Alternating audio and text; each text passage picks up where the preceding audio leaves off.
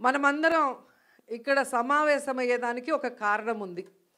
మన అందరి మీద ఈరోజు ఒక గురుతరమైన బాధ్యత ఉంది. ఎందుకంటే ఈ రాష్ట్రంలో నారావారి నరకాసుర పాలన జరుగుతోంది.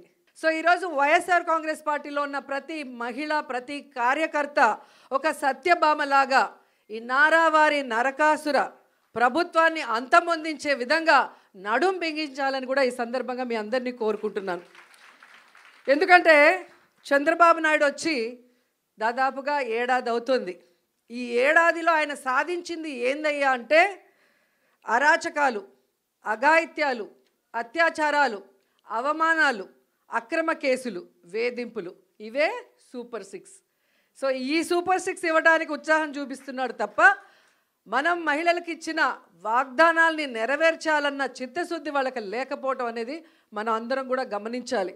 ఎందుకంటే జగన్మోహన్ రెడ్డి గారు అధికారంలో రాకముందు మహిళలకి ఏమేం ప్రామిస్ చేశారు, అధికారంలో వచ్చిన తర్వాత అవన్నీ ఎలా ఫుల్ఫిల్ చేశారు, అవే కాకుండా చెప్పని అనేకం కూడా మన కోసం ఎలా చేశారో మళ్ళీ నేను ప్రత్యేకంగా చెప్పాల్సిన అవసరం లేదనుకుంటున్నా. ప్రతి కుటుంబంలో ఎంతమంది ఏ స్కీమ్కి అర్హులో కులం, మతం, పార్టీ చూడకుండా అందరికీ అన్నీ అందించారు కాబట్టే ఈరోజు మనం ధైర్యంగా గ్రామాల్లోకి వెళ్ళగలుగుతున్నాం. ఎక్కడ మనం కనిపించినా అయ్యో మేము తప్పు చేశామని కొంతమంది, అయ్యో మేము అన్నకు ఓటేసాం ఎక్కడికి పోయిందని కొంతమంది, ప్రతి ఒక్క మహిళ వైఎస్ఆర్ కాంగ్రెస్ పార్టీ వాళ్ళు, వైఎస్ఆర్ కాంగ్రెస్ పార్టీ సింపథైజర్స్ ఓపెన్గా బాధపడుతుంటే తెలుగుదేశం, జనసేన వాళ్ళు లోపల ఏడుస్తున్నారు. ఎందుకంటే ఈ కూటమి ప్రభుత్వం వైఎస్ఆర్సీపీ మహిళలనే కాదు, వాళ్ళ తెలుగుదేశం, జనసేన మహిళల్ని కూడా మోసం చేసింది. వాళ్ళకు కూడా అమ్మఒడి లేదు, వాళ్ళకు కూడా చేయూత లేదు, వాళ్ళకు కూడా ఆరోగ్యశ్రీ లేదు, వాళ్ళకు కూడా ఏ ఒక్క సంక్షేమ పథకం సూపర్ 6 లేదు. అంటే మననే కాదు వాళ్ళని కూడా మోసం చేశారు. మనం బయట చెప్పుకోగలుగుతున్నాం, వాళ్ళు చెప్పుకోలేక కుమిలిపోతున్నారు అన్నది నిజమని కూడా ఈ సందర్భంగా తెలియజేసుకుంటున్నాం. ఉగ్రవాదులకి మనకి మధ్యన జరిగిన యుద్ధంలో ముందుండి నడిపించింది ఎవరు? మహిళలు. సో మహిళలుగా మనం గర్వపడాలి. చంద్రబాబు నాయుడు కూటమి ప్రభుత్వం అధికారంలోకి వచ్చిన తర్వాత మహిళల మీద, చిన్నపిల్లల మీద అఘాయిత్యాలు, అత్యాచారాలు ఎంతగా పెరిగిపోతున్నాయో అసెంబ్లీ సాక్షిగా వాళ్ళు ఇచ్చిన లెక్కలు చూస్తేనే మీకు అర్థమవుతుంది. అంటే ఈరోజు ఒకవైపు ఉన్మాదుల్ని తయారు చేస్తూ ఎలా సోషల్ మీడియాలో మహిళల్ని టార్గెట్ చేయటం, ఎవరు వైఎస్ఆర్సీపీకి స్ట్రాంగ్గా నిలబడి మాట్లాడుతున్నారు లేదా ఎవరు సమస్యల మీద పోరాడుతున్నారో వాళ్ళని ఐడెంటిఫై చేసి ఆర్గనైజ్డ్ క్రైమ్ అంటారు దాన్ని. జగనన్న ఒక్కటే చెప్పాడు, మనం తప్పు చేసి జైలుకి వెళ్తే అవమానంగా భావించాలి కానీ తప్పుడు కేసు వల్ల లోపలికి వెళితే బాధపడాల్సిన అవసరం లేదు. ప్రజల్లో మీరు ఒక హీరో అవుతారు.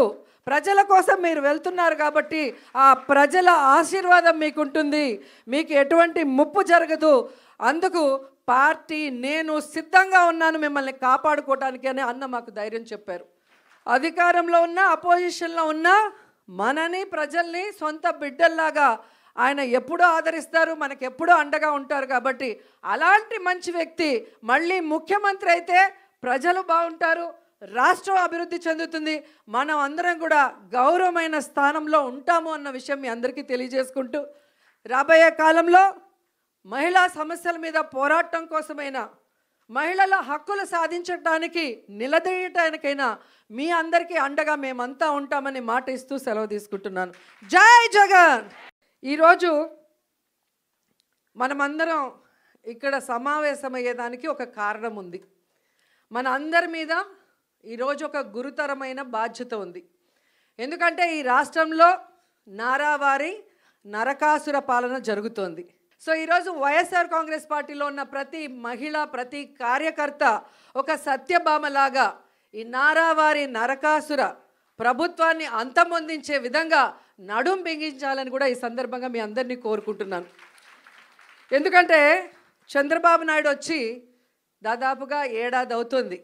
ఈ ఏడాదిలో ఆయన సాధించింది ఏందయ్యా అంటే అరాచకాలు, అఘాయిత్యాలు, అత్యాచారాలు, అవమానాలు, అక్రమ కేసులు, వేధింపులు, ఇవే సూపర్ 6.